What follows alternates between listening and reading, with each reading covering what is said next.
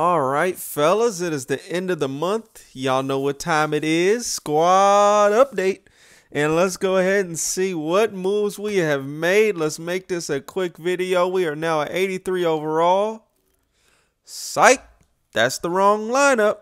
Anyways, let's go ahead and take a look at the squad here. Any major changes, any big moves, and let's start with special teams as there have been no moves made there. Although the new Marquette King does interest me and I do want the card, there's just no way in the world I'm spending even 100K on a punter. I might punt once every few games. I just don't punt often enough. He could be the kickoff specialist too, but even with that, man, it's just 100K, even 50K for a punter is just a bit much. 50K for a kicker with like 100 power or something, maybe, but 50K for a punter, just not me. All right, so let's look here on offense. We've made some moves, as you can probably already tell. First things first, shout outs to Phoenix, Black Phoenix. If y'all know who that is, I'm going to leave a link in the chat or the comment section or the description, wherever you like to call it. But he looked out for me greatly. Hooked me up with this Willie Roaf, man. If y'all guys don't know about this Willie Roaf, he's an absolute animal. And he is replacing Jonathan Ogden, who is actually a really good card himself. But I will be giving away Ogden tonight on stream. So if you want to hop in there, twitch.tv/officialmonsterchappy, I'll be giving away Ogden here on Xbox One. But big ups to Black Phoenix. If y'all aren't following that man already, y'all need to do that now. Shout outs to him serving the nation, serving our country in the military. So he's going to be done with Madden for the year as he is heading, I believe he's either heading overseas or he's heading to training. One of the two. But either way, he will not be back until next year's Madden. So he hooked me up with the Beast card. And he had a Beast team. Matter of fact, we've got a game coming up with him tomorrow that you'll see on the channel, but I think it was a 98 overall. I think he gave away everything on his team. I mean, dude is just a genuinely really good guy, so I had to stop to give him that love right there. Anyways, let's keep it moving. Gary Barnidge. Now, a lot of people are like, why do people like this card? Why do people want this card? I will tell you the very truth about Gary Barnidge. He is, in my opinion, the best number 2 tight end in the game. You don't want him as your number 1, but he can be your number 2 or number 3, and he fits perfectly for that. Because at your number 2 spot, what do you want? What do you want? You want really good run blocking because, you know, if you got 2 tight ends out there, most likely you're going to run the ball. But if you do pass, he's got 90 speed. He's got really good, you know, catching traffic, crazy catching traffic. Oh, by the way, he's 6'6" with decent route running. I'm still sticking with Eifert as my number 1, but I could easily see how you could use Barnidge as a number 1. But there are better number 1 options than Barnidge that have better receiving, like release, catching, route running, things like that. But as an overall number 2 or 3 tight end, it does not get much better than Gary Barnidge. And he's a very reasonable price. I think I got mine for less than 60K. It might have been even less than 50, but somewhere in that ballpark range. So he's a really good number 2. Enough time spent on him. We still got Fitz. I'm going to end up replacing Fitz with Alshon Jeffrey. I'm just waiting on his price to drop. Otherwise, fullback, quarterback is still the same. Halfbacks are still the same. Make sure you guys get you a Douglas Martin. New Amari Cooper. I love this card, man. So I do feel he got a little bit robbed. It would have been nice to see him get like 97 speed, maybe even like a 94, 95 excel. That would have been real nice. But overall, he is still a beast card. His 91 is a beast, and this card is even better. And the best part about this card, in my opinion, the best upgrade that they made wasn't to any of his receiving stats. It was, in fact, to his blocking stats. +8 run block, okay? That is big time. He also got some impact block boosts. He got +5 impact block. So 5 impact block, 8 run block. That is going to make a huge difference in the run game when he's either blocking a linebacker. Probably won't hold that block too long, but especially against corners, slot corners, cornerbacks in general, and maybe even safeties, he's going to do a lot better job than the 91 version.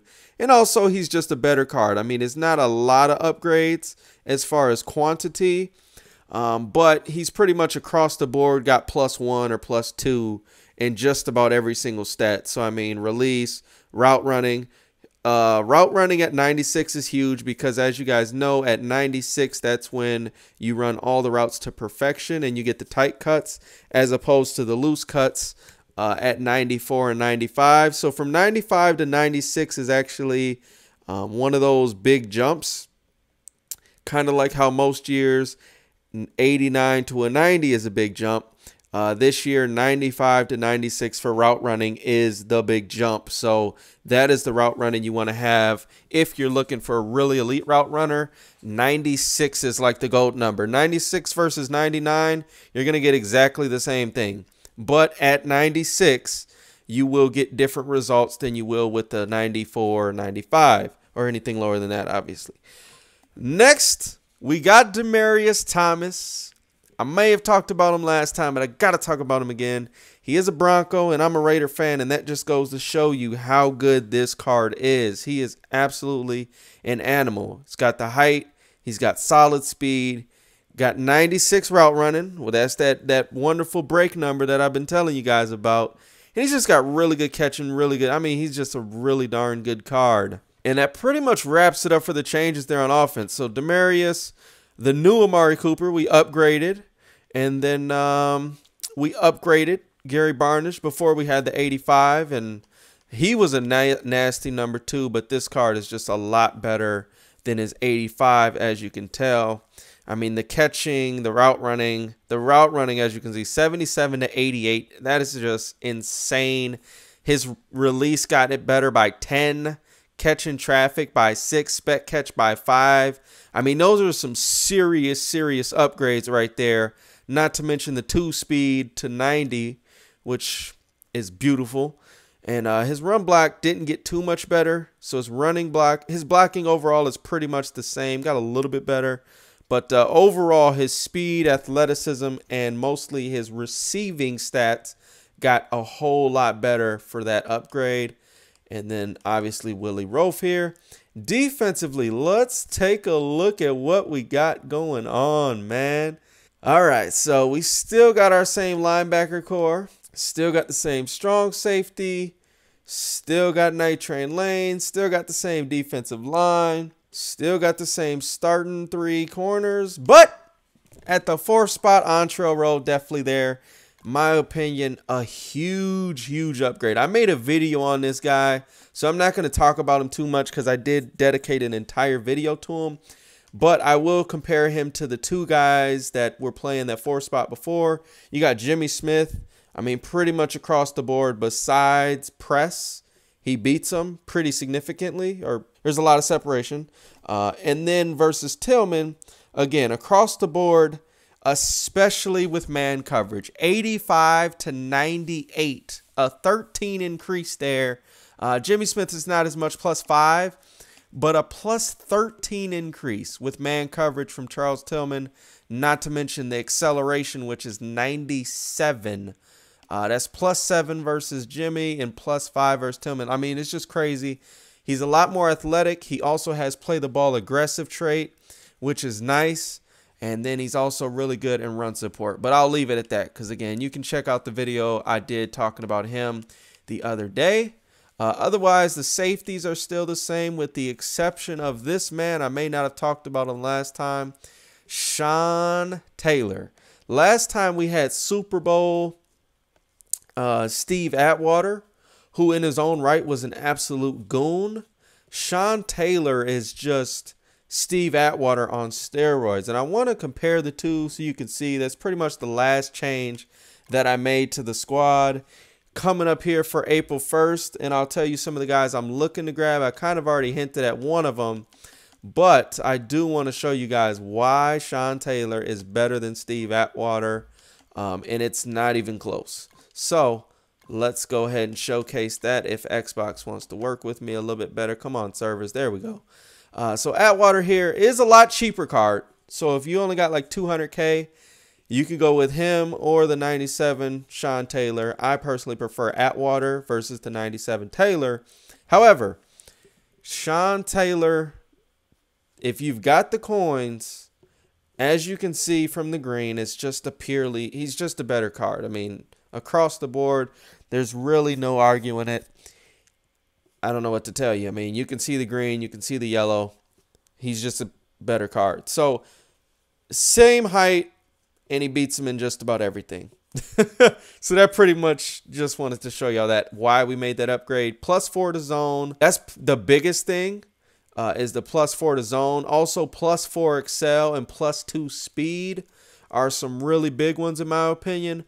+6 strength, another big one, and then that agility +4. So those are some of the biggest stats in my opinion. Not to mention awareness +4, which is nice because he hit that 90 threshold, which usually gets you a little bit different animations.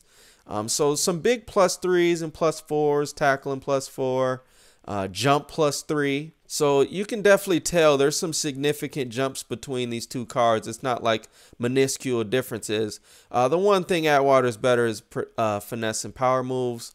But I would definitely sacrifice that for the gain that I get in coverage and just about everything else. Athletic ability, just awareness, run stopping ability, everything like that. Sean Taylor's just killing them. And they both got 100 hit power. That's really not nothing to worry about. 101 versus 100. Not going to see a difference there. But overall, he's just a better card. And that'll pretty much wrap it up for this video, though, guys. I hope you enjoyed the squad update for April Fools. Let's see here.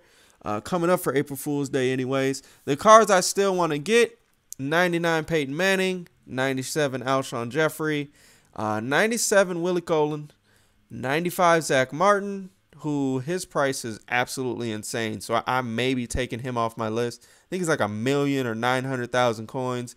Just ridiculous. Not something you want to pay or should pay for a card like that. Most people are paying that much so they can do the set. Anyways, still want that 98 Eric Berry. I want to get that 95 Bobby Wagner. Bobby Wagner is not going to be my #1, but instead he will be my #2 instead of Kendricks. And then I do want to get that right end Khalil Mack. I just need his price to drop a bit more. And then last but certainly not least, that 97 Marcel Darius is in certified goon.